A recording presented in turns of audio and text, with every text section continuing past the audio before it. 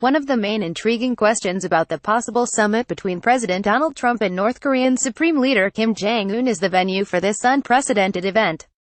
The Russian Far East should be a serious possibility among the various choices.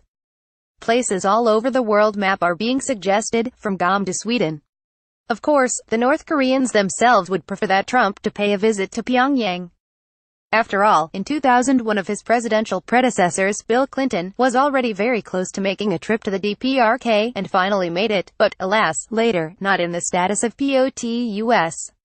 But this time a president's arrival in North Korea is highly unlikely. It would make Kim Jong-un look like the master of the situation, with Trump being the supplicant. Panmunjom, a location in the neutral area in the demilitarized zone on the border between the North and South, is another possible venue. However, it lacks appropriate facilities for such a grand event, although the meeting with ROC President Moon Jae-in scheduled for late April could be a good rehearsal. It is likely, however, that Trump would not want to use the same place for a second time in just 1 month, as it would diminish the spectacular effect of his historic rendezvous with the North Korean leader. Holding a meeting on South Korean soil, in Seoul or on Jeju Island, is another option. Yet going to the South may not be acceptable to Kim, as this might be seen as giving too much credit to the South Koreans. There is also an issue of security and trust. Would Kim be willing to travel and stay in a country where he is by constitution a leader of an unlawful entity and where a significant portion of the population, including many in the ROC establishment, exhibit a strong aversion to the North Korean regime? Millions might march against him, as the latest demonstrations in Seoul have shown. Kim himself suggested being treated at the White House, but that might be politically difficult for the American establishment. How about Europe, Southeast Asia or Mongolia? Kim may be reluctant to travel so far from home for a variety of obvious reasons, including logistical ones. Getting to Sweden, for example, would require a stopover in Moscow. It should be kept in mind, moreover, that he has never been abroad as leader of North Korea, so the logistical issues are not minor. China is an obvious possible option. Beijing, Shenyang or Changchun would all be logical venues given their proximity to the DPRK border and the availability of overland routes. Yet relations between the two formal allies have hit unprecedented lows in recent years. Pyongyang doesn't trust Beijing and feels resentful about China's enforcement of harsh penalties on North Korea. Kim knows that his delegation would be subject to control and Chinese influence in Beijing. The North Koreans seek to avoid dependence on China and would not want to place the Chinese in that powerful position of brokers, mediators that the host status would confer on them. We are hearing from North Korean sources that China as the summit host is absolutely out of the question. That leaves Russia as the most feasible option.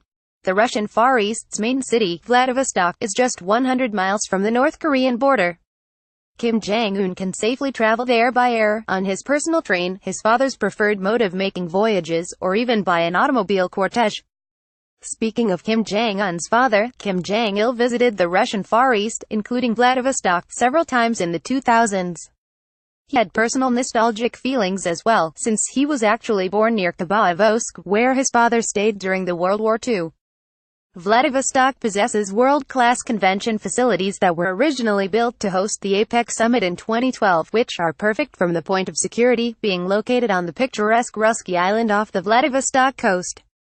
As an aside, many North Korean guest workers participated in the construction of this modern and attractive facility with a majestic view of the Pacific Ocean.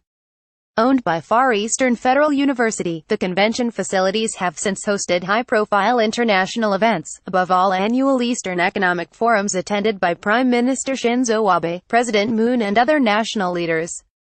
Importantly, both the United States and the DPRK maintain consulates in Vladivostok. These consulates will make logistics and security concerns even easier.